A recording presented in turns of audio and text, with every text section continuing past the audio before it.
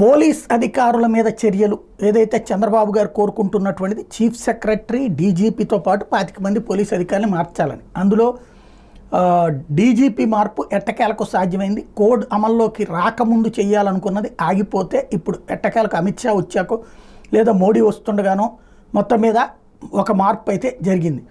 అందులో డీజీపీ మార్పు జరిగింది. అనూహ్యంగా హరీష్ కుమార్ గుప్తా తెర మీదకి వచ్చారు. ఇది నెంబర్ 1.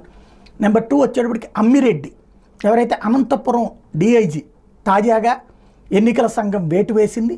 ఆయన అనంతపురం మొట్టమొదటి నుంచి వివాదాస్పదమైనటువంటి సందర్భం. ఎస్పెషల్లీ తెలుగుదేశం గ్యారంటీ గెలవాలనుకుంటున్నటువంటి జిల్లాలో గ్యారంటీ ఓడించడానికి సర్వశక్తులు ఆయన ఒడ్డుతారన్నటువంటిది వీళ్ళ భయం.